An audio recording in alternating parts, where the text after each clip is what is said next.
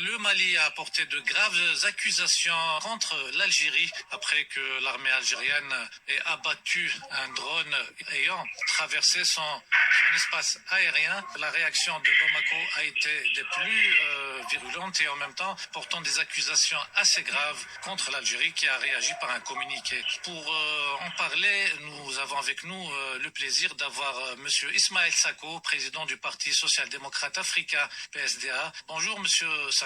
Oui, bonjour.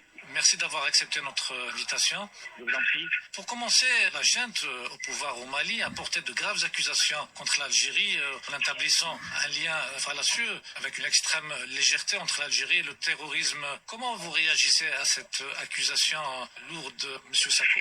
L'Algérie est étrangère à cette histoire du terrorisme au Mali. Toutefois, il faut reconnaître que l'Algérie et une partie du nord du Mali sont collés, notamment au niveau de la zone de Kidal et de Tenzawatène. Ensuite, il faut reconnaître que qui parle de terrorisme, il doit pouvoir, avec bonne analyse, in fine, rappeler que c'est Assimi Goïta lui-même qui a recruté des mercenaires, qui sont connus comme des terroristes, qui agissent sans loi ni foi, qui abattent, tuent, violent, volent, détruisent et assassinent des femmes et des enfants, évancent des femmes et des enfants et sont à l'origine de la plupart des charniers au nord du Mali. Donc, Assimi Goïta, pour nous Maliens, au-delà de l'aspect politique et de l'aspect d'opposants, nous sommes arrivés à la conclusion que c'est Assimi Goïta et ses compagnons d'armes qui le suivent à l'œil, qui sont les vrais terroristes, parce qu'ils terrorisent le peuple malien. Ils enlèvent des opposants en plein jour et qui subissent des sévices corporels qui sont amenés à des endroits inconnus. Donc la définition du terrorisme s'applique plutôt à Assimi Goïta et non pas à l'Algérie. Justement, vous parliez du terrorisme politique qui s'abat sur la classe politique au Mali. Est-ce que vous pouvez nous en dire un peu plus? Aujourd'hui, vous avez compris que les voix dissonantes au Mali sont bâillonnées. Et à un moment donné, il y a 11 des leaders de cadre du 31 mars qui ont été arrêtés puis relâchés. Et nous avons depuis des camarades qui sont enlevés. Notre compagnon de lutte, Ibrahim Nadi Togola, a été enlevé pendant presque 2 mois et demi, relâché et devenu amorphe, timoré, incapable de parler, incapable d'agir de lui-même, tellement il a été abusé et nous condamnons cela. Et depuis seulement 3 semaines, notre autre compagnon de lutte, président de l'appel du 20 février et président de la coalition qui luttait contre la nouvelle taxe imposée par la junte tortionnaire Assimi Goïta, Alou Badra Sako, a été enlevé il y a 3 semaines, amené dans un endroit inconnu. Et nous nous souvenons aussi qu'il y a bientôt 15 jours, un leader de la cité civile, M. Sidibé, a failli être enlevé presque dans son quartier, n'eût été les riverains qui se sont interposés entre les forces obscurantistes envoyées par le despote Assimi Goïta pour enlever ce dernier. Ce M. Sidibé se serait retrouvé aujourd'hui dans les geôles de la sécurité d'État pour subir des sévices corporels et la torture, la brimade. Donc vous comprenez que depuis peu, moins de quelques jours, nous avons la junte Assimi Goïta qui décide de vouloir torpiller le processus démocratique dans notre pays, qui veut aujourd'hui mettre fin à l'existence des partis politiques en prenant le peuple à témoin des gens qui sont avec lui. Donc c'est une façon pour bâillonner le peuple malien, c'est une façon de faire en sorte que l'action politique qui est effectivement édictée par la Constitution du Mali ne puisse plus être reconnue par la junte malienne. Nous sommes dans une dictature militaire, nous sommes dans une sorte de tortionnaire où le peuple n'a plus son mot à dire. Mais force est de reconnaître que malgré cette brimade, le peuple malien a décidé de parler, de briser le silence et de plus en plus des voix célèbres sur les réseaux sociaux, des voix célèbres à l'intérieur du Mali. Et Assimi Goïta est devenu un despote qui vit dans l'obscurantisme, un despote qui est mal aimé, qui est aujourd'hui impopulaire. Un grand désamour règne aujourd'hui entre Assimi Goïta et les 80% des Maliens qui l'ont rejeté. C'est la raison pour laquelle, pour maintenir le pouvoir, parce qu'il ne veut pas aller aux élections, il est obligé de créer des crises à gauche et à droite. Après la crise qu'il a créée au centre, il est incapable de résorber malgré les milliards, les 7 milliards qu'il utilise de nos francs pour payer Wagner. Il est incapable de résorber la crise du Nord. Il a été aujourd'hui incapable de récupérer Tenzawatène où il a reçu une déculottée au niveau de Tenzawatène. Maintenant, il veut s'en prendre à un allié important du Mali qui est l'Algérie par des provocations. C'est encore le même Assimi Goïta qui a envoyé son premier ministre aux Nations Unies, qui a utilisé des mots forts contre l'Algérie en disant qu'ils sont prêts à agir par la réciprocité mot pour mot, balle par balle, en disant tant pis, des expressions de gamins de Vatanguer en bombant la poitrine. C'est encore ce Assimi Goïta qui a dit devant le peuple malien qu'il a failli descendre un drone qui venait d'un pays voisin. On ne comprend pas qu'aujourd'hui, c'est le drone malien, selon les dires de l'Algérie, qui ont violé son territoire, qui a été abattu. Et selon les dires d'Assimi Goïta et ses compagnons, qui finalement ont reconnu que le drone a été abattu par l'Algérie, mais sur le territoire malien. Nous devons croire à qui entre la thèse et l'affirmation de l'Algérie et l'affirmation des autorités maliennes. Donc il fallait plutôt une enquête indépendante d'experts autonomes, indépendants, pour vérifier si le drone a réellement été abattu sur le territoire malien ou sur le territoire algérien. L'Algérie réitère, donc c'est pour la deuxième fois que le drone... Voyez-vous, c'est terrible. C'est terrible.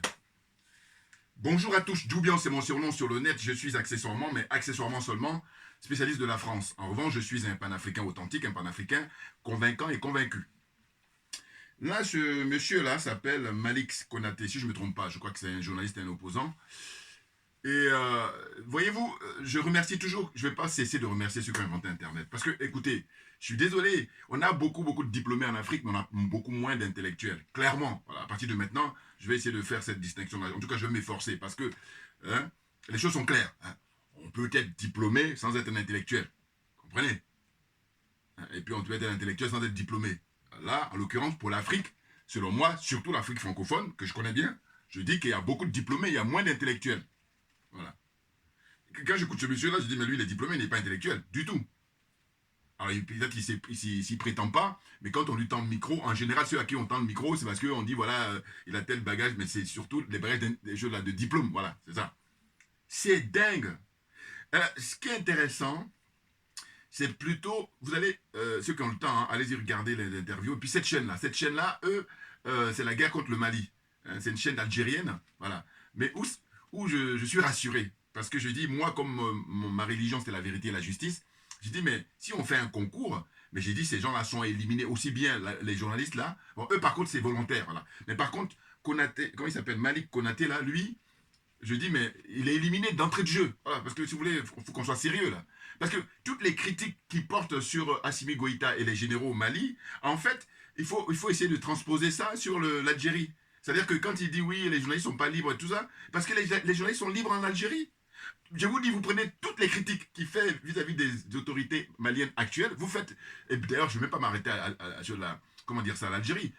Bon, là, on va s'adresser à l'Algérie, mais je veux dire que prenez tous les pays africains, et puis dites-moi, quels sont les pays, sur les 54-55, où les journalistes sont tranquilles, et ils puissent s'exprimer et critiquer celui qui est au pouvoir. Dites-moi, il y en a combien? Sur les 54, on va être de l'ordre de, si je suis large, je vais dire 1%. Je suis large. Maintenant, dans les commentaires, envoyez-moi voilà, vos points de vue, naturellement. Mais tout ça pour dire quoi? Pour dire que, en fait, là, ce que ça m'inspire, c'est que je dis, mais Jerry Rawlings, c'est ses méthodes qu'il faut. Alors, d'aucuns vont me dire, oui, mais on n'est plus à l'époque de Jerry Rawlings. Mais sauf que, quand ils disent ça, ces mêmes personnes-là, mais ils oublient que dans les pays ici qui ont l'expérience démocratique, si tu es un traître, on ne badine pas. On t'enferme définitivement. Ben oui, à défaut de te flinguer. Ou alors on te flingue même à petit feu. Comprenne qui veut, comprenne qui peut. Non, je veux dire, à un moment donné, tu te dis, mais c'est pas possible. Et le constat que je fais, c'est que je dis, vous allez observer que de toutes les ethnies qui hésitent au monde, enfin, je parle de la population mondiale, au niveau de les Noirs, les Indiens, les Asiatiques, les Européens, les Américains, mais nous les Noirs là, Africains surtout, on a un problème. Parce que lui, quand il critique comme ça le régime, enfin en tout cas les dirigeants du Mali, je dis mais si tu es encore dans un pays où effectivement la démocratie, elle a fait ses preuves et qu'il n'y a rien à dire, passe encore. Mais là, tu es interviewé par les journalistes algériens et puis tu dis des trucs qui, du coup, même paraissent, c'est ridicule parce que, comme on dit, la charité bien ordonnée commence par soi-même. Donc, il se trouve que l'Algérie, les gens qui dénoncent le régime de l'Algérie, est-ce qu'ils sont bien traités en Algérie? Non, mais, vous voyez, donc ça tourne ridicule et puis ils sont là, ces gens-là en plus. Ah, moi, les bras m'en tombent. Donc, de mon point de vue, c'est d'appliquer les méthodes de Jerry Rawlings. Vous savez pourquoi? Bon, évidemment, il n'y a pas que Rawlings, mais bon, c'est une référence. Pour quelle raison? Parce que c'est grâce à Jerry Rawlings qu'aujourd'hui, nous avons la démocratie, une alternance au Ghana, depuis maintenant quelques décennies. Très clairement, les dernières élections qui ont eu lieu, proclamation des résultats, eh ben, c'est le jour même. Donc, dites-moi, avec le nombre d'habitants, hein, plus de 33, entre 33 et 35 millions d'habitants. Voilà. Ça veut dire qu'il y a des pays qui sont à 1, 2 millions d'habitants, ils ont du mal à proclamer. Il faut attendre 1 mois, 2 mois, parce que, évidemment, trop tripatouillage, enfin bon, tout mais pas la démocratie, il faut qu'on soit d'accord. Vous comprenez? Donc, pourquoi je dis qu'il faut faire référence à Jerry Rawlings?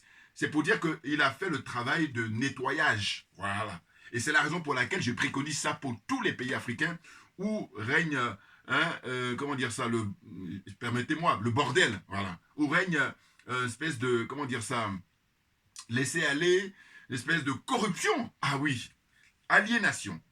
Alors évidemment, malheureusement, c'est pas seulement cette zone-là, mais cette zone en particulier, parce que le fait d'utiliser le franc CFA, qui est une monnaie coloniale, qui est une monnaie, comment dire, nazie, qui est une monnaie d'esclavage, et bien là, eux, ils ont le pompon, ils ont le pompon. Donc voilà, la zone des aliénés, des complexés, des corrompus. Donc j'ai dit, il faudrait absolument qu'il y ait des militaires patriotes, à l'instar de ce qu'on a des pays de l'AES, à leur image, à leur exemple. Voilà, il faut que ça, des militaires patriotes.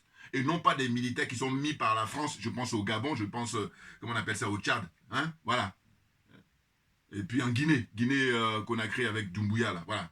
Non, non, ça n'a rien à voir. Là, la référence absolue, ce sont les pays de l'AES. Voilà. Parce que là-bas, ce sont les militaires patriotes. Et ça dérange beaucoup, beaucoup, Dieu se le sait. Les Occidentaux, mais pas seulement. Là, les dirigeants algériens, mais ils se tirent les cheveux. Enfin, comment dire ça? Ils s'arrachent les cheveux. Hein? L'expression, vous connaissez. Ah, ils ont les nerfs. Maintenant, avant de faire cette vidéo aujourd'hui, j'ai regardé hier... Et qu'est-ce que j'ai vu? J'ai vu l'intervention du ministre, je crois que je ne me trompe pas, c'est le ministre des Affaires étrangères du Maroc, qui est intervenu aux Nations Unies. Et lui, il a utilisé les mêmes propos que les dirigeants maliens. C'est-à-dire qu'il a dénoncé le fait qu'il a qualifié l'Algérie d'être un promoteur du terrorisme international, clairement. Ou en tout cas, en Afrique, là en particulier. Voilà. Et oui, parce que, à travers ses propos, j'ai vu que l'histoire du Mali est récente. Ah, hein, l'histoire, elle est récente. Bon, mais il se trouve que le litige, le problème avec le Maroc, c'est de longue date, hein, des décennies. Hein, avec la marche, rappelez-vous, le roi Hassan II, le père de celui qui est au pouvoir actuellement, la Mohamed VI, son père, ils avaient fait une marche comme ça historique, bon, dans le désert là-bas pour essayer de marquer leur territoire. Hein. Bon, par rapport à la question, j'avais comment dire ça, Sahara occidental, là, qui est revendiqué par le Maroc, et l'Algérie conteste, et puis ils soutiennent les opposants, hein, ceux qui se disent prétendus, enfin, indépendantistes là-bas. Et donc, qu'est-ce qui se passe? C'est que l'Algérie, eh ben, héberge depuis très longtemps ces gens-là, tous ceux qui sont pour jouer les rebelles, là. Ils les hébergent. Donc, l'histoire du Mali, même, c'est plus récent. Eh oui, là, on est en 2025, mais dites-moi, en 2024, ou avant la venue au pouvoir des militaires, voilà. Avant l'avènement au pouvoir des militaires au Mali, les 5 généraux là, avant leur arrivée, dites-moi comment ça se passait. Et ce monsieur-là, Malik Konaté, je suis curieux de lui demander si j'avais l'occasion de dire, mais dites-moi, avant que les militaires arrivent au pouvoir, comment vous jugez la situation de votre pays? À savoir qu'à l'époque, c'était Ibeka qui était au pouvoir. Et Ibeka, quand il était au pouvoir, le pays était complètement divisé, et on l'empêchait même d'aller à Kidal, aller dans certaines régions de son propre pays. Et vous en dites quoi de ça? Donc je dis, mais c'est pour ça que je dis éliminer dès le début. Non, parce qu'à un moment donné, moi je me veux sérieux. Donc pour que je puisse continuer à discuter avec des gens, il faut que je sente qu'ils sont sérieux. Sinon, je ne perds pas mon temps. Voilà. De corrompus comme ça de première classe. Mais en même temps, ce qui est amusant et intéressant, c'est le fait que je dis, si encore il était, parce que ça existe, des pays où la démocratie marche bien, où on respecte le droit, comment dire, des journalistes. Là, j'ai rien à dire. Mais tu es interviewé par une chaîne algérienne qui, eux, évidemment, sont dérangés. Hein, ils sont perturbés, grave, par comment dire, les généraux au Mali. Eh bien, c'est de bonne guerre que de critiquer. Et là, toi, il se fait plaisir à dire oui, la liberté de la presse. Et puis, qu'est-ce qu'il y a encore? C'est Assimi Goïta qui a recruté des... Et puis, il parle de Wagner. On est en avril 2025, il parle toujours de Wagner, voyez-vous? Bon, c'est incroyable. Donc, j'ai dit, mais quand vous finissez de l'écouter, eh ben vous transposez ça sur le régime algérien et vous vérifiez si tout ce que lui il a dit, Malik Konaté là, si tout ce qu'il a dit, est-ce que l'Algérie est propre par rapport à ça? C'est-à-dire à savoir le respect des journalistes qui critiquent comment dire ça, qui critiquent le pouvoir algérien. Voilà, les généraux là, les généraux, sont eux qui détiennent l'Algérie depuis des décennies. Et je dis ce qui me tue, c'est le fait que les jeunes frères algériens, quand ils soutiennent leur équipe nationale avec leur drapeau, moi je suis avec eux, voilà. Parce que le patriotisme, c'est intéressant. Mais par contre, ils ont des dictateurs au pouvoir depuis toujours. Les généraux, là, eh ben, c'est leur totem. Voilà. Ouais. Et puis, comme j'ai pas noté grand-chose, en tout cas, c'est que je parle comme ça au fil de l'eau.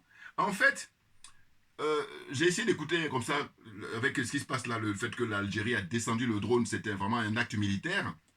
Et ce qu'on observe, c'est que il joue vraiment professionnel, les généraux au Mali. Parce que ils disent que c'est un acte d'hostilité. Ils auraient pu utiliser que c'était un acte militaire, voilà, guerre, voilà. Mais non, c'est très très élégant, un acte d'hostilité. Mais, par contre, ils ne se sont pas gênés de dire que l'Algérie, par la posture qu'elle adopte depuis un certain nombre d'années, c'est une posture de, comment dire, patron du terrorisme en Afrique. Ah oui, oui, oui, oui, clairement. Du terrorisme international, en général, et puis en Afrique en particulier. Et oui, puis je vous dis, l'intervention du ministre des Affaires étrangères du Maroc, il confirme ça très tranquillement. Oui, sachant que lui, il y a l'antériorité, c'est-à-dire avant même que les militaires arrivent au pouvoir au Mali. Mais c'est dingue. Et du coup, comme ça, là, depuis 24 heures dans ma réflexion, je dis, mais en fait, ce dont souffrent les dirigeants comment dire, algériens, c'est que je pense qu'ils sont dans une frustration monstre. Et puis aussi, c'est qu'ils les soutiennent. Parce que ce n'est pas tout le monde qui soutient la junte en Algérie. Hein. Voilà. C'est des généraux qui détiennent le pouvoir en Algérie. Et que Tiboun, là, qui mettent, c'est juste pour amuser la galerie. Hein. Voilà. Ils sont tous cachés derrière Tiboun pour dire, ouais, nous sommes en démocratie, alors que nenni, il faut accepter. Mais ils ne veulent pas. Mais ça, c'est votre problème. Hein. Moi, je dis, j'emmène tout le monde en psychiatrie. Parce que vous avez des problèmes. Vous avez des problèmes. Parce que moi, là, quand je critique comme ça, sans gêne, c'est parce que je dis, mais moi, je passe mon temps à critiquer tous les dictateurs africains. Mais eux, ils ont un problème, c'est qu'au fond d'eux-mêmes, ils savent. Hein, mais ils disent, non, il ne faut pas le dire. Alors, soit parce qu'ils ont peur. Alors, évidemment, je peux comprendre ça, pour ceux qui ne veulent pas aller au pays. Mais ceux qui... Enfin, surtout pour ceux qui sont au pays, voilà, je veux dire. Ceux qui sont au pays. Ou alors ceux qui ont l'intention d'y aller. Bon, mais dans ce cas-là, ferme-la définitivement. Vous voyez? Non, parce qu'il ne faut pas l'ouvrir pour dire n'importe quoi. Tu la fermes, j'aurais du mal à... encore qu'on va dire, qui ne dit rien consent, d'une certaine façon. Mais au moins, moi j'aurais une certaine indulgence. Mais par contre, ceux qui m'énervent, hein, ceux qui vraiment, je dis malhonnêtes, maladives, c'est que je dis, ils s'expriment alors que tout ce qu'il dit, c'est que du mensonge. Parce que le journaliste qui interroge Malik Konaté, là, le Malien, eh ben lui, il fait son boulot de déstabilisation, d'intoxication, naturellement. Parce que lui, il voit mal que les généraux sont au pouvoir conduits par le général 5 étoiles Assimi Goïta, parce que depuis qu'il est là, c'est la révolution, bien entendu. Parce que qu'est-ce que c'est que la révolution? Il faut aller voir là encore le dictionnaire dans le dictionnaire, hein, la définition dans le dictionnaire. La révolution, c'est le fait que ce qui était là auparavant, tout est bouleversé. C'est une réalité. Mais oui. Donc, il faut maintenant, comme je dis d'habitude, j'adore les bilans. Il faut prendre le bilan de tous ceux qui étaient là avant que Assimi Goïta n'arrive au pouvoir. Qu'est-ce que ça donne? Et je vais être gentil, je vais dire, sur 5 ans, je ne veux même pas dire 10 ans, sur 5 ans. Vous prenez 5 ans de tous les prédécesseurs d'Assimi Goïta. Hein, on sort le bilan. C'est pour ça que ces gens-là, quand ils sont invités sur les plateaux, je dis, mais punaise, moi, je dois vous rappeler, hein, j'ai eu l'occasion d'être invité, mais pour l'instant, là, voilà. Là, je veux maintenant avoir la disponibilité, très franchement, parce que les années passées, j'étais vraiment très occupé professionnellement. Mais là, je veux avoir la disponibilité. C'est pour dire, voyez, que moi, je fais dans le factuel. J'ai dit, bon, écoutez, il faut lui dire, on va sortir le bilan de un tel. Voilà. Maintenant, quand on va regarder son bilan, maintenant, on va dire, bon, on passe maintenant au bilan de Assimi Goïta depuis qu'il est là. Et vous allez voir qu'il n'y a pas photo. C'est-à-dire qu'avec, justement, la pression, hein, de tous ceux qui cherchent à l'assassiner, lui, et cherchent à assassiner, comment dire, le capitaine Ibrahim Traoré au Burkina Faso, cherchent à assassiner, comment dire, le général Tchiani au Niger, alors que les Patrice Talon, les, comment dire ça, Tebboune, allez, je cite Tebboune là, qui est en Algérie, le président algérien, hein, dites-moi, au niveau d'assassiner Tebboune, il y en a combien? Et puis quand on compare avec les militaires qui sont au pouvoir dans les pays de l'AES, dites-moi. Alors c'est vous dire quoi? C'est vous dire qu'en fait, ils ont beaucoup de mérite. Et évidemment, comme l'être humain, on a beaucoup de gens malhonnêtes, et c'est dans leur nature. C'est dans quelques années, maintenant, ils vont jouer les historiens, ou alors ils vont lire dans les bouquins des historiens. Et moi, j'ai dit, mais là, on a les images, on va les garder. Et puis j'ai dit, quand tu sais qu'on t'a pris la main dans le sac, tu la fermes définitivement. Je dis, même comme je me veux humain, je dis, va faire autre chose, change de métier. Ne reste pas là, hein. Non, parce que tu as déjà fait assez de mal, donc tu ne vas pas rester là. Voilà. Et, hein, sachant que, évidemment, il y a tellement de métiers à faire, donc je t'encourage à aller faire autre chose. C'est quand tu veux rester que je dis, bon, l'erreur est humaine, mais c'est le fait de persister que ça devient diabolique. Il faut qu'on soit d'accord là-dessus. Vous comprenez? Donc je dis, selon moi, l'Algérie, les dirigeants algériens, ils souffrent, ils sont frustrés. Et pourquoi je parle de frustration? Parce que je dis, mais eux, dans le monde arabe, hein, ouais, les pays arabes, là, du Maghreb, tout ce que vous voulez, je mets la Tunisie, je mets la Libye, je mets le Maroc, je mets... Qu'est-ce qu'il y a encore? Même Mauritanie, tout ça, on les met. Parce que eux-mêmes, ils ont dit qu'ils ont quitté la CEDEAO à l'époque pour rejoindre le monde arabe. Donc allez, on les met. Hein, voyez-vous, tous ces gens-là, eh bien l'Algérie, et puis la grande comment dire, Égypte de Nasser, on soit d'accord. Beaucoup de respect pour Nasser, président Nasser. Voilà, lui c'était un panafricain, un authentique, un vrai. Pas les pacotis là, pas les pseudos là, qui fatiguent les gens. Voyez-vous? Voilà. Donc l'Égypte, eh bien tout ça, l'Algérie, les dirigeants algériens, ils rêvent d'être les patrons de tout ça. Oh, ils n'arrivent pas. Parce que comme dit un frère là, il dit c'est des géants au pied d'argile. Mais clairement, clairement. Parce que le pillage des richesses du Mali depuis des décennies, là maintenant les colonels, les généraux, hein, ils étaient colonels auparavant, maintenant ils sont des généraux, voilà, il faut que j'arrive à m'y faire. Hein, bon, pour faire simple, on va dire les militaires qui sont arrivés au pouvoir au Mali, hein, eh bien, figurez-vous que c'est grâce à eux qu'on a toutes les infos. Parce que quelqu'un comme Ibeka qui était là avant eux, ben lui, c'était un fonctionnaire au service de la France. Hein. Bon, il a fait tout ce qu'on lui demandait de faire. Quand on lui dit, par exemple, tu n'as pas le droit d'aller à tel endroit de ton pays, enfin, oui, de ton pays, il dit non, non, non.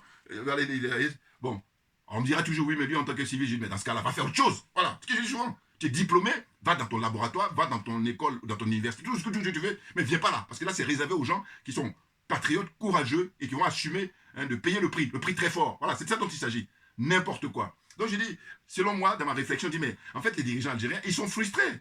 Mais grave. Parce que regardez le nombre d'ennemis qu'ils ont. En tout cas, les gens avec qui ils ont des problèmes. Historiquement, avec le Maroc, historiquement avec la France, mais la France, c'est pas... Parce que la France, c'est vraiment, je te tiens par la barbichette. J'aime bien l'expression. Pourquoi? Parce qu'en fait, de part et d'autre, ils tiennent les dossiers des autres. Les Français, ils ont des dossiers des généraux, hein, qui s'enrichissent, qui sont des hommes d'affaires et non pas des hommes politiques. Ce sont des hommes d'affaires. Voilà, c'est pour ça que c'est difficile, là. Et puis, les Algériens aussi, eux, ils détiennent des dossiers des Français. Voilà, ils sont dans... Et puis là, qu'est-ce qu'ils font? Quand ils se mettent ensemble, c'est pour pouvoir avoir la même mise sur le Mali et les pays du Sahel. Et voilà, c'est ça, tout leur truc. Hein.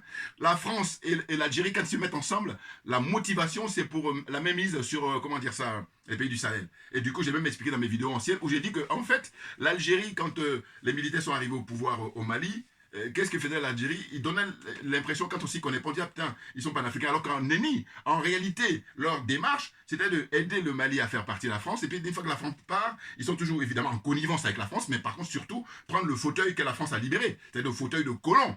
C'est ça. Alors, on est au 21e siècle, avec l'histoire très très forte qui existe entre ces deux pays, c'est-à-dire entre le Mali et l'Algérie. Et là, on voit ce qui se passe, mais c'est n'importe quoi. Mais pourquoi? Parce que simplement, toi aussi, ça m'est venu à l'esprit là, ces dernières heures, j'ai dit, mais en réalité, les dirigeants algériens ne sont pas à la hauteur de leur héritage. Oui, bouillard, je me répète encore, parce que je suis trop content d'avoir eu cette idée juste avant de faire cette vidéo il y a quelques heures. J'ai dit, parce que toujours, ça cogite là-dedans. Hein. Je dis, mais en réalité, les dirigeants actuels d'Algérie, et les généraux là surtout, mais ils ne sont pas à la hauteur de l'héritage. Parce que l'héritage de l'Algérie, si vous reprenez dans les années 50, les années 60, c'était le pays phare pour la décolonisation. Mais quand tu étais un pays phare, mais dans la continuité, aujourd'hui, tu dois être un fervent pour aider tous les pays, comment dire ça, qui sont en difficulté, qui revendiquent leur, comment dire ça, leur indépendance, leur souveraineté, tu dois les aider. Oh là, mais ce n'est pas le cas. En fait, comme j'ai dit, ils ne sont pas à la hauteur parce que l'héritage est lourd. Ils font n'importe quoi. Ils sont has-been parce que les méthodes qu'ils utilisent, c'est les méthodes du XXe siècle, alors qu'on est au XXIe siècle. Et là, il y a le frère Bandakani que je critique parce que quand il s'agit de soutenir Paul Biya, mais sinon, c'était quelqu'un qui est très très bon pour analyser en matière de géostratégie et géopolitique. Il dit quoi? Il dit, mais comment dire ça, les dirigeants algériens, ils n'ont pas comment dire, compris le changement qui s'opère là-bas aujourd'hui au XXIe siècle. Mais c'est totalement ça. Mais bien entendu.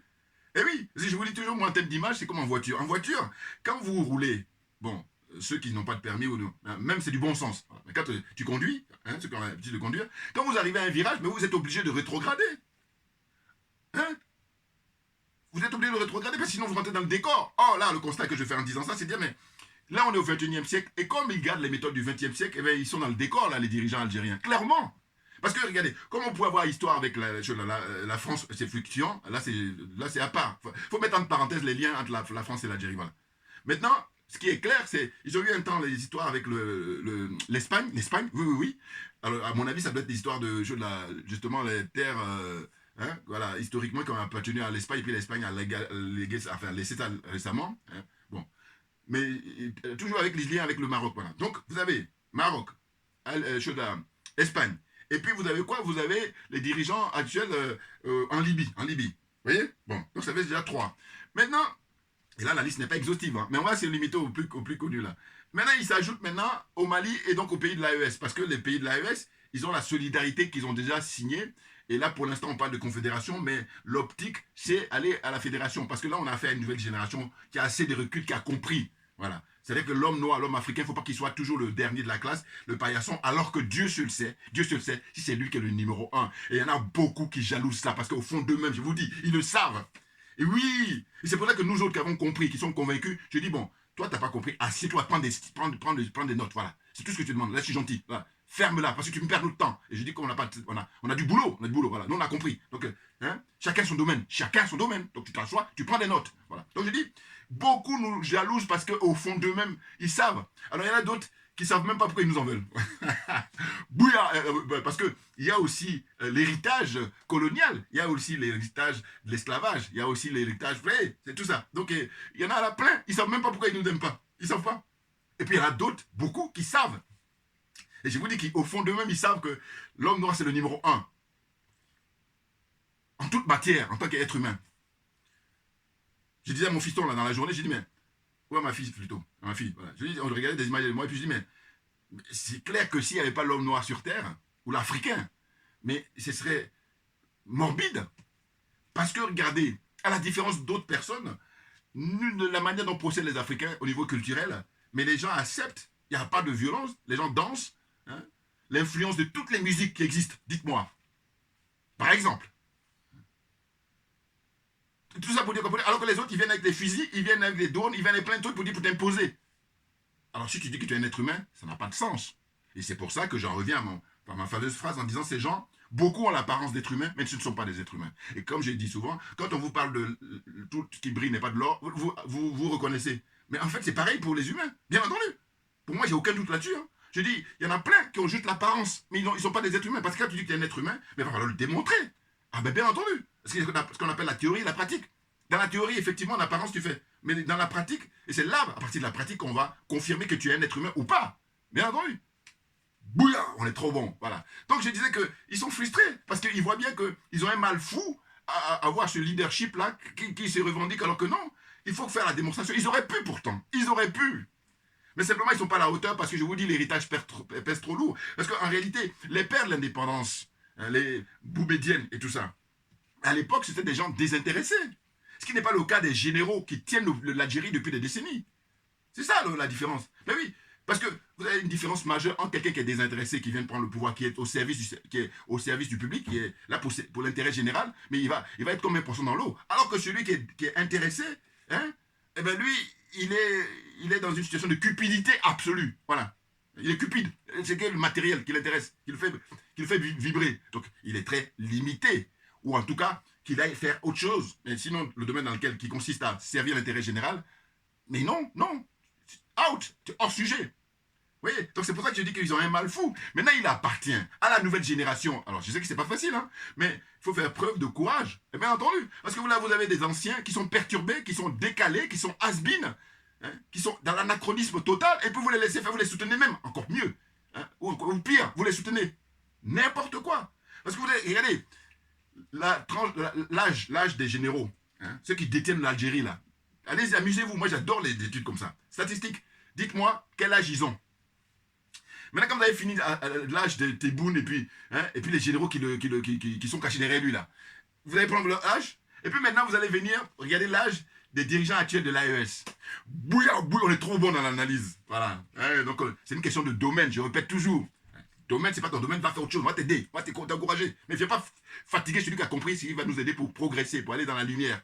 Donc, tout ça pour dire qu'en fait, en réalité, les généraux en Algérie, ils ont affaire à leurs petits-enfants, voire arrière-petits-enfants. Du coup, les petits-enfants, ils sont beaucoup plus dans l'actualité, ils sont beaucoup plus en phase avec les revendications des peuples de part et d'autre. C'est-à-dire même que ce soit le peuple algérien. Parce qu'en réalité, si on était dans une démocratie, une vraie qui se respecte en Algérie, il y a très fort longtemps que les généraux ils auraient dégagé. Mais dégagé. Vous voyez? Donc là, il y a aussi une peur, une crainte qui fait que beaucoup d'Algériens, ils ne vont pas oser. Et puis ils vont... Oui, parce que si tu dis du mal, tu ne vas plus rentrer au pays. Donc voilà, tu n'as pas intérêt. Et même 2 fois, ils font encore mieux. Ils viennent chercher les gens ici. Regardez là, il y a... comment dire... comment il s'appelle? J'oublie son nom. Mais en tout cas, il y a un Algérien que j'aime bien parce qu'il me faisait rire. Lui, il avait eu... c'est un homme d'affaires, voilà. Vous allez le reconnaître. Mais lui, ce qu'il faisait, c'est que quand les femmes voilées en France se faisaient condamner, hein, des amendes, lui, il s'empressait à aller payer leur amende. C'était tout un symbole pour lui, pour les défendre, pour ces femmes-là. Moi, ça m'amuse, ces gens de tout. Et du coup, quand il est parti en Algérie, ça remonte maintenant à 2-3 ans, mais ils l'ont mis en prison là-bas. Ils l'ont mis en prison. Alors que de manière générale, alors, ils l'ont mis en prison, c'est parce qu'il a été critique, justement. Oh, regardez, on le met en prison. Il est resté en prison peut-être 2-3 ans, hein, au moins, au moins. Hein. Nakad, Rachid Nakad, bon, dites-moi dans les commentaires si j'oublie son nom là. Voilà. Mais pour vous dire quoi, et puis son exemple, il y en a plein, hein. Celui qui est d'actualité, bon, il a été libéré maintenant, Nakad, là, parce que je l'ai vu là, et puis j'étais content pour lui, parce que moi j'aime bien parce qu'il a une grande gueule, et puis le symbole, quand il dit les femmes qui sont voilées, foutez-leur la paix, la discussion elle est ailleurs, et donc quand on les arrête, on leur donne les amendes, lui il donne, parce qu'il a beaucoup d'argent, il est homme d'affaires, il sort de l'argent, il dit voilà, je paye leur amende et puis libérez-les, voilà, j'adore ça, c'est pour ça que je dis, il y a des frères là, ou sœurs qui ont beaucoup d'argent et puis ils ne savent même pas, donc quand c'est comme ça, tu as la chance d'avoir l'argent, c'est bien, mais regarde, il y a un frère ou une soeur qui tu dis voilà, Dieu t'aide, parce que, oh là, encore faut-il avoir la conscience politique, parce que Rachid Nakam, il avait la conscience politique, c'est ça. Mais oui, c'est essentiel, vous voyez. Autre exemple, il y a un monsieur qui a un certain âge là, qui, je ne sais pas qu'est-ce qui s'est passé, mais toujours est-il, je vous dis qu'il faut mettre en tout cas, vraiment, il faut le juger à part les relations entre la France et l'Algérie, parce que c'est pas simple. Vous voyez, ils font tout pour que ça soit pas simple. Parce que figurez-vous que ce monsieur-là, quand il est parti en Algérie, eh ben, c'est un intellectuel algérien qui défend la démocratie, voilà, la liberté d'expression et tout ça, et qui défend aussi les valeurs françaises. Bon. Eh ben, il était attendu au tournant par les dirigeants de l'Algérie, les généraux là. Et quand il arrive là-bas, ils l'ont arrêté. Et du coup, ici en France, ça fait tout un tapage. Pourquoi? Parce que étant donné que, bon, j'ai cru comprendre qu'il était de gauche, hein, bon, voilà, toujours pareil. Bon, alors, donc, qu'est-ce qu'ils font? Ils ont commencé à chauffer le de la Macron et compagnie, en disant, mais non, mais fais quelque chose face à l'Algérie, et puis ça aussi, pareil, comme le peuple français, ils sont pas très avancés au point de vue conscience politique, ils n'y voient que du feu, voilà. Et nous autres, je me définis comme étant accessoirement spécialiste de la France, donc je vous dis, quand le canon va se présenter, à travers mes vidéos, ceux qui sont sincères, qui sont honnêtes, ils savent que j'ai compris, voilà. Donc j'ai dit, en fait, ce jeu-là, comme ça, d'embrouille, que le peuple ne comprend rien, alors que c'est de l'hypocrisie, tout simplement, voilà. Et d'ailleurs, les faits me donnent raison.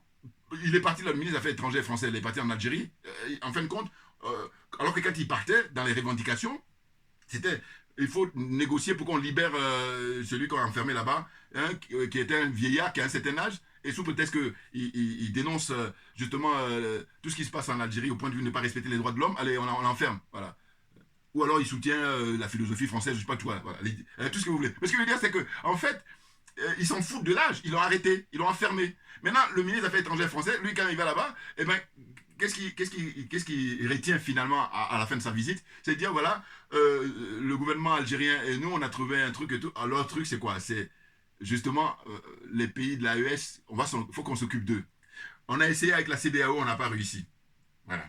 Hein, la CEDEAO, hein, c'est des bras cassés. Hein, ils n'ont pas réussi. Maintenant, on compte sur toi, Algérie, pour faire le travail. Voilà. Aujourd'hui, au XXIe siècle, regardez le rôle hein, que la France fait jouer à l'Algérie à ce niveau-là pour essayer de, justement, les pays qui veulent avoir leur indépendance et surtout leur souveraineté, hein, et l'Algérie empêche. Ils font le sale boulot. Vous voyez, donc concours d'honnêteté intellectuelle. Là, là c'est l'intellectuel. Là, c'est pas les diplômes. Là, c'est l'intellectuel.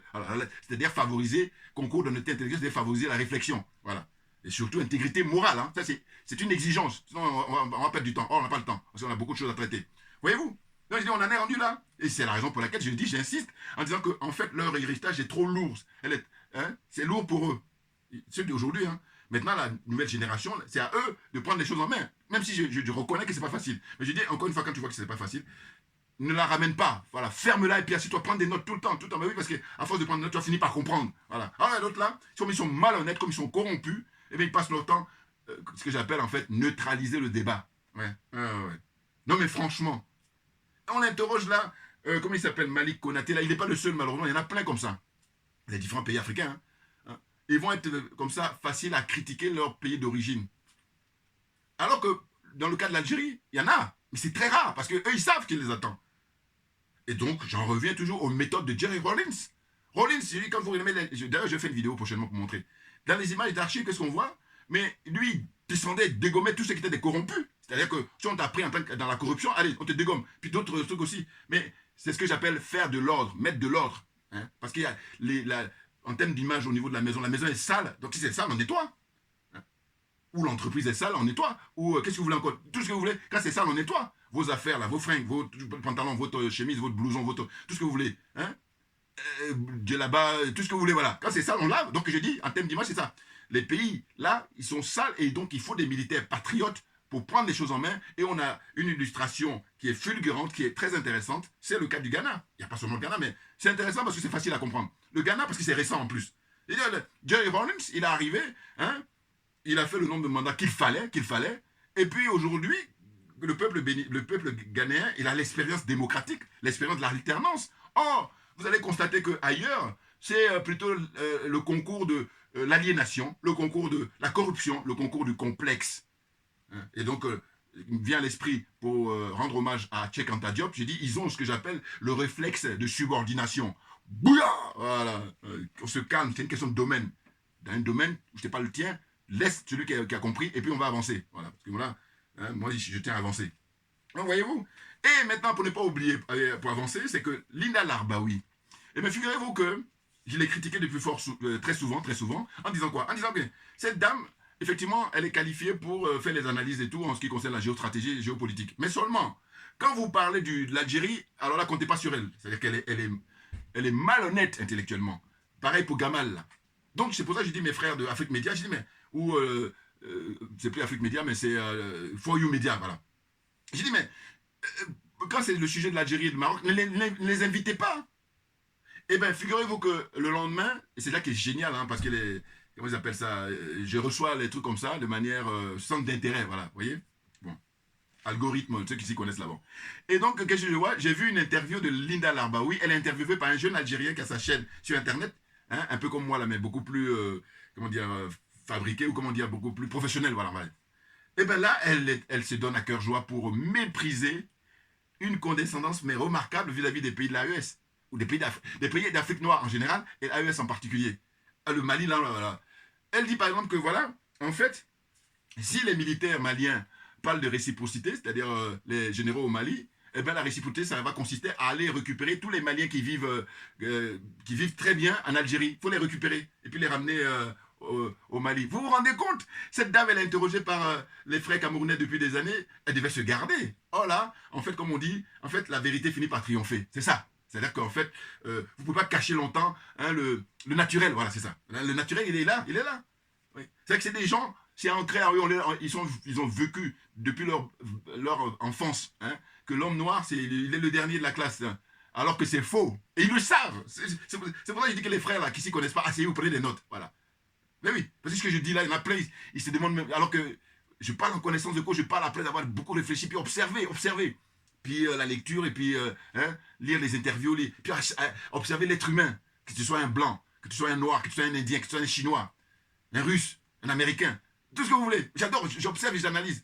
Je vous dis par exemple, moi je vais préférer les Russes que les Chinois. Pourquoi? Parce que les Chinois, je vous dis, ce qu'on est en train de vivre là, eux, tant qu'on est bien, c'est-à-dire au sens de être, je sais pas moi, sans difficulté, voilà, on est dans le business. Mais la situation d'être dans la soumission, enfin en tout cas, la mainmise de la France, ils s'en foutent. Et limite, même eux, ils vont pousser la France, ils vont dire, nous aussi, on va continuer de le tuer. Voilà, je peux me tromper, hein, mais faites les commentaires. Alors que les Russes ne sont pas dans cette posture-là, clairement. Parce que je vous dis, il ne faut toujours pas oublier, lors de la conférence de Berlin, on nous dit qu'ils étaient présents. Mais pourquoi ils n'ont pas pris, eux, leur part? Mais parce que ça ne les intéressait pas. Eux, déjà, ils sont le pays le plus grand pays, comment dire, au monde. Donc, ils ont des terres rares, tout ce que vous voulez, toutes les matières là, c'est un des rares pays en Europe à avoir ça. Ils ont du gaz, ils ont du pétrole, ils ont tout ça. Alors que c'est rare pour les autres pays européens. Donc, eux, à la conférence de Berlin, qui a eu lieu 1884-1885, hein, pendant 4 mois là, environ, eh ben, ils auraient pu, eux aussi, dire, bon, on va faire comme les Français, on va faire comme les Anglais, on va faire comme les Belges, on va faire comme les Espagnols, on va faire comme les Portugais, ainsi de suite. Mais non, ils se sont gardés, ils étaient juste là, à assister au partage de l'Afrique. Donc, quand on a cette expérience-là, premièrement, on note. Deuxième expérience, c'est grâce aux Russes, grâce à l'Union soviétique. À l'époque, quand les pays là, qui demandaient leur indépendance, les pays africains, mais ce sont eux qui ont participé à aider ces pays-là. On a tout ça disponible sur Internet. Et puis, il y a les zozos, là. Je vais vous dire, quand quelqu'un n'a pas les moyens, je comprends encore. Mais ce qui me tue au-delà de tout, c'est ceux qui ont les moyens. Et bon, parce que ça s'explique. Comme ils sont aliénés, comme ils sont complexés, comme ils sont corrompus, donc ceci explique cela. Bouya, on avance. Mais oui, une autre phase, c'est de constater que, quand il y a eu, vous savez, le régime d'apartheid en Afrique du Sud, mais la libération de l'Afrique du Sud, vous savez qui est un des maîtres d'œuvre à qui, donc on salue la mémoire, c'est Fidel Castro. Mais qui est l'allié de Fidel Castro à l'époque, quand il était au pouvoir? Mais c'est l'Union soviétique. Et même il a rendu dingue les soviétiques à l'époque, parce que lui, c'est lui qui a aidé le bras de fer qu'il avait avec le régime d'apartheid en Afrique du Sud. Et à un moment donné, il est resté dans son bureau à la Havane. Et puis il pilotait tout. Là aussi, je vous encourage à regarder un documentaire qui s'appelle Cuba, une odyssée africaine. Mais là encore, on le doit à qui? Mais on le doit aux Russes. On a tellement d'exemples qui ont démontré à travers l'histoire que, franchement, moi je dis, maintenant, aujourd'hui, au XXIe siècle, compte tenu de tout ça, je dis le président Vladimir Poutine, c'est un homme providentiel. Mais un homme providentiel d'abord pour son peuple. Et puis un homme providentiel pour tous les pays africains qui veulent sortir de l'impérialisme, qui veulent sortir du colonialisme et qui veulent sortir de la France-Afrique. Une fois que j'ai dit ça, j'ai dit, mais quel que soit tes diplômes là, dis-moi, tu peux dire plus que ce que j'ai dit là? Donc tu la fermes, tu t'assois, tu prends des notes. Parce que c'est une question de domaine. Le domaine dans lequel là, tu ne peux pas conquérir. Parce que toi, tu es corrompu, tu es aliéné, tu es complexé. Donc voilà. Toi et moi, c'est le jour et la nuit. Voilà. N'importe quoi. Donc voyez-vous, c'est pour ça même mon jeune frère Kémy, moi je lui dis, calme-toi frère, critique vis-à-vis des Russes. Parce que les Russes, quand on regarde leur casier judiciaire, vierge vis-à-vis de nous les Africains. Voilà. Donc, ceux qui ont un casier judiciaire plein là, occupe-toi déjà d'eux. Pour regarder. Hein? Et vous savez, les casiers judiciaires, il y a numéro 1, numéro 2, numéro 3. Donc, prends en détail leur casier judiciaire, tu vois. Donc, c'est vraiment... c'est incomparable, le jour et la nuit. Voilà. On ne peut pas comparer. Donc, de grâce, respecte les Russes. Parce que lui, quand je le vois dans les interviews, souvent il dit, oui, mais on ne va pas chasser... Non! On le sait, t'inquiète pas, c'est que c'est une génération. Maintenant, on a compris, donc il n'y a pas besoin de le dire. Oh, le fait de le dire, j'ai dit que tu as besoin de te justifier là. Comprenne qui veut, comprenne qui peut. Je justifie vis-à-vis de ceux qui nous ont fait du mal depuis toujours. Les choses sont claires pour moi, hein. Clairement, les choses sont claires pour moi. Voilà, pas besoin de me justifier. Et à la limite, j'ai dit quoi? J'ai dit, mais ça me regarde, c'est mon problème. Comme je veux être un homme libre, donc je fais ce que je veux. Un peu comme j'ai dit à l'Algérie. Mais j'ai dit, mais les dirigeants algériens, quand il s'agit de traiter avec les, comment on appelle ça, les terroristes, mais ils ne font pas des détails. Ils ne négocient pas, ils neutralisent tout le monde. Je dis, j'avais oublié là, mais ça m'est revenu à l'esprit. C'est dans une raffinerie, il y avait des prises d'otages. En Algérie, ça remonte maintenant à quelques décennies, quelques dizaines, quelques années, on va dire, voilà, parce que je ne sais pas la date exacte. Mais vous allez sur Internet. Et bien, qu'est-ce qu'ils ont fait? Ils n'ont pas fait de détails, ils ont neutralisé les preneurs d'otages et les otages, tout ça. Voilà. Mais quand ils font ça, on se dit d'une certaine façon, bon, c'est leur procédé. Et personne ne vient la ramener. On est d'accord? Bon, ils n'ont pas été envoyés à la CPI comme là, les zozos de cette zone-là. Voilà. Bon, eh bien, comme maintenant c'est le tour, comment on appelle ça, d'un autre peuple, là je parle au peuple malien, je pense aux dirigeants maliens, les dirigeants des pays de l'AES, surtout le Mali, parce que le Mali est frontière là. Bon. Et bien là, ils veulent la ramener. Mais ils veulent la ramener parce qu'on veut endosser le costume de colonisateur. Donc on est complètement perturbé, on est complètement... je ne sais même plus les mots, parce que j'ai déjà expliqué tout à l'heure, hein, vous comprenez quand j'ai dit que l'héritage est trop lourd pour eux. Mais quand c'est comme ça, allez-y à la retraite, hein, les vieux généraux là, voilà. Hein. Vous avez beaucoup mangé de l'argent du peuple algérien. Allez-y maintenant à la retraite. C'est ce que j'encourage à ce que doivent faire les jeunes frères algériens. Quand je dis jeunes, même plus âgés aussi, mais surtout les jeunes. Voilà. Parce que moi j'ai un certain âge, et je veux dire que voilà, je me permets. C'est l'expérience de la vie. L'expérience de la vie. Voilà. Déjà, écoutez, dites-leur, allez-y maintenant à la retraite, parce que vous avez beaucoup. J'ai dit quoi? J'ai dit, écoutez, j'ai terminé maintenant.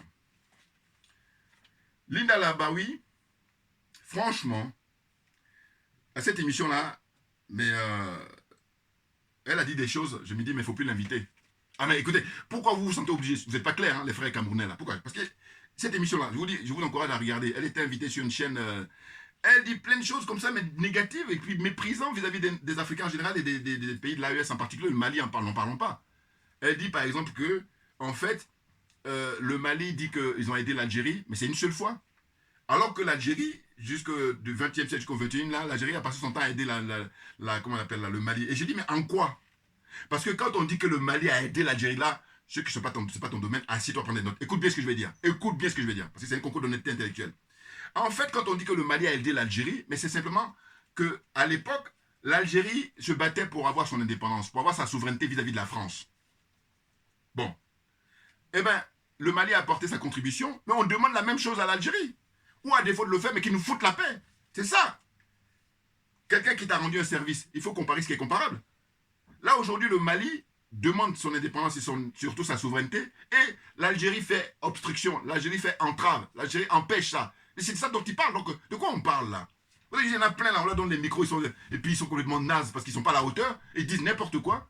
Non, il faut comparer ce qui est comparable. Ce qui est comparable, c'est de dire que dès lors qu'on a les preuves, on a les images à l'appui, l'Algérie, les dirigeants algériens ont été aidés. Même Bouteflika, paraît-il qu'on leur donne même une maison dans le nord là-bas pour s'organiser, pour se préparer, pour défendre la souveraineté de son pays, l'Algérie en l'occurrence, à l'époque.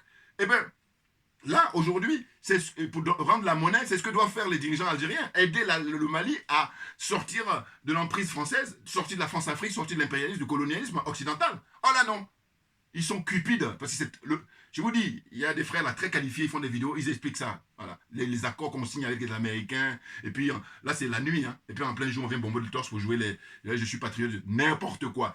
C'est de l'imposture, c'est comme ça s'appelle. Pourquoi? Parce que je dis que les pères de l'indépendance, je répète encore une fois, ils étaient désintéressés. Je parle des pères de l'indépendance, hein, même de manière générale d'ailleurs. Mais on reste dans l'Algérie. Donc les pères de l'indépendance algérienne, ils étaient désintéressés. Ce qui n'est pas le cas aujourd'hui de tous ceux qui dirigent l'Algérie, c'est-à-dire les généraux d'abord, et puis ceux qui sont en civil, qui sont mis en avant là. Comprennent qui veut, comprennent qui peut. Non mais de quoi? Concours d'un puis c'est une question, je dis, je suis encore un poisson dans l'eau. Dans le domaine dans lequel on est, encore une fois. Il faut qu'on soit d'accord là-dessus. Voilà. Mais j'ai noté, mais je n'ai même pas envie de relever parce que je vous encourage à regarder, allez taper Linda Labaoui, interview, vous allez voir. Vous allez trouver ça à un moment ou à un autre. Vous voyez? Donc là, le jeu consiste à ce que j'appelle la vieille règle, je parle pour longtemps là, je vais bientôt finir, la vieille règle de diviser pour régner. Parce que qu'est-ce qu'ils font? Comme ils ont l'hostilité vis-à-vis du Mali, ils essaient de dire on va épargner le Burkina Faso qui n'a rien à voir, ou le Niger qui n'a rien à voir. Mais il se trouve que là, vous avez affaire à une nouvelle génération et ils ont tout compris. Donc, après, ils ont tout compris. Il ne faut pas perdre leur temps. Ils sont dans une solidarité qu'ils ont démontrée vis-à-vis de la CEDEAO, hein, qui étaient des bras cassés, des bras nickelés. Et puis maintenant, face à vous, ça va être pareil. Non négociable, la liberté, la souveraineté de ces trois pays-là. Non négociable. Franchement. Et d'ailleurs, je tiens à rendre hommage, parce que je l'ai écouté longuement, l'ancien Premier ministre, Choguel Maïga. Ouais, c'est mon chouchou. Quand je dis c'est mon chouchou, c'est que, vous savez, la communion qu'il y avait quand les militaires ont pris le pouvoir et puis ils l'ont désigné, nommé comme Premier ministre, j'ai trouvé ça extraordinaire. Parce que c'est quelqu'un qui, lui, pour le coup, est un intellectuel, un brillant intellectuel. Il a écrit des bouquins. Bon, alors, c'est pas le fait d'avoir écrit des bouquins, mais quand il écrit des bouquins, c'est encore, voilà, là, c'est une épreuve palpable, voilà. Mais ce que je veux dire, c'est quoi? C'est que j'ai écouté, il a expliqué tout en détail, les relations entre l'Algérie et le Mali. Tranquille. Donc c'est pour ça que je dis, bon, j'espère qu'on lui fout la paix, au sens où les généraux, j'espère qu'il a sa retraite tranquille. Voilà. Parce que c'est compliqué, hein. Je vous dis, j'ai déjà fait une vidéo où j'ai expliqué. En fait, bon, c'est des règlements de compte dans le sens où lui, c'est un fin politicien, un vieil de la vieille, et puis la jeune génération là qui vient d'arriver, les militaires, bon, ils doivent estimer qu'il a fait son temps. Mais je dis, il faut le respecter parce que c'est une mine d'or. Voilà. En matière de culture, en matière d'information historique. Il a beaucoup d'expérience. Donc il faut le respecter. Faut pas voilà, faut le respecter. Voilà, ça veut tout dire. Là, voilà. Hein? Parce que c'est vrai que lui, il a ses partisans qui le poussent. Et puis on est dans, comme les Konaté là. Bon, il n'est pas forcément partisan comment on appelle l'ancien premier ministre, mais Malik Konaté là. Eh ben, c'est des gens qui sont on appelle les France-Africains, c'est-à-dire les militants de la servitude volontaire. Les militants de la servitude volontaire, c'est quoi? C'est que eux, tout se résume à leur nombril. C'est-à-dire qu'en fait, les miettes là qu'ils ont, ils estiment que c'est suffisant pour qu'on continue tous à rester esclaves. C'est ça. J'ai défini là. Hein, voilà. Bouya, là, c'est gratuit. Voilà. Donc, en gros, qu'est-ce que je disais? Je disais que là, il faut des militaires patriotes. Et je dis que moi, personnellement, en Côte d'Ivoire, si on voit que il risque d'avoir beaucoup de morts là en octobre, mais je dis, mais il faut des militaires patriotes, pas des militaires mis par les Français. Hein. Non, non, non, non. Hein. Pas des militaires qui ont été mis comme ils ont mis au Gabon, en Guinée, Conakry, qu'est-ce qu'il y a encore Tchad, voilà, les trois pays là.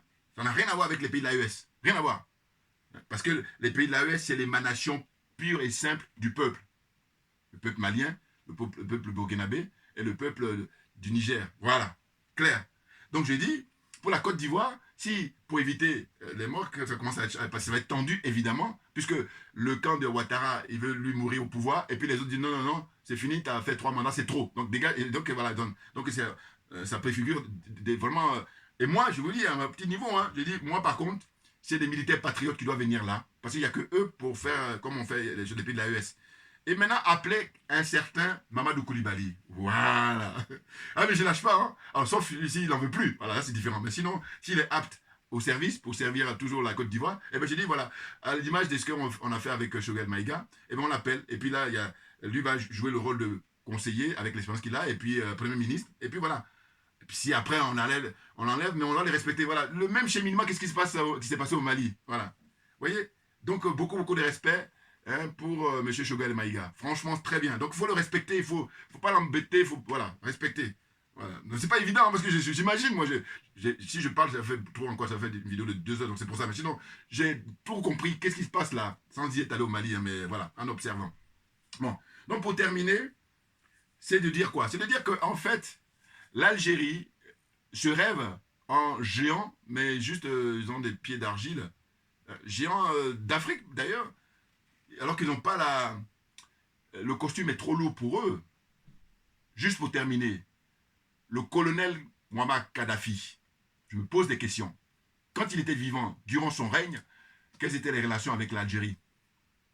Les généraux algériens, là, quel était leur rapport avec le colonel Kadhafi? Eh bien, sans avoir de détails, par mon bon sens, je dis, mais il devait le redouter. Bien entendu, bien entendu.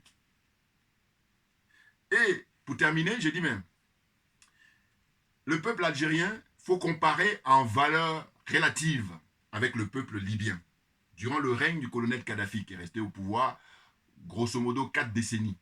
Mais 4 décennies où il a permis à son peuple d'être bien loti sur le plan de l'éducation, sur le plan de la santé, sur le plan, sur tous les niveaux. Voilà, les Libyens, quand le colonel Kadhafi est au pouvoir, nickel, rien à dire. Même un niveau de vie très élevé par rapport à plein de pays occidentaux. Donc, on la ramène pas, on s'assoit, on prend des notes. Maintenant, quand je prends le cas de l'Algérie, je dis, dites-moi, les généraux qui sont au pouvoir, qui détiennent le pouvoir hein, depuis là, très longtemps, hein, eh bien, en valeur relative, c'est important, parce que si on prend en valeur absolue, là, ça va te dire, oui, mais ils sont plus pas nombreux. Non, non, non. Donc, valeur relative, c'est intéressant. Et vous allez voir quoi? Vous allez voir qu'en fin de compte, il n'y a pas photo. Ce qu'on constate, c'est qu'il y a beaucoup d'Algériens, mais qui quittent le pays par le problème de la pauvreté. C'est le premier truc. Deuxième truc, c'est la liberté d'expression qu'ils n'ont pas. Donc, ils vont prendre la fuite. Voilà, je termine là aujourd'hui. Merci beaucoup à vous tous pour votre attention, pour votre fidélité, votre loyauté. Et puis à très bientôt. On ne lâche rien, mais parce que c'est nous qui avons raison. Tout simplement.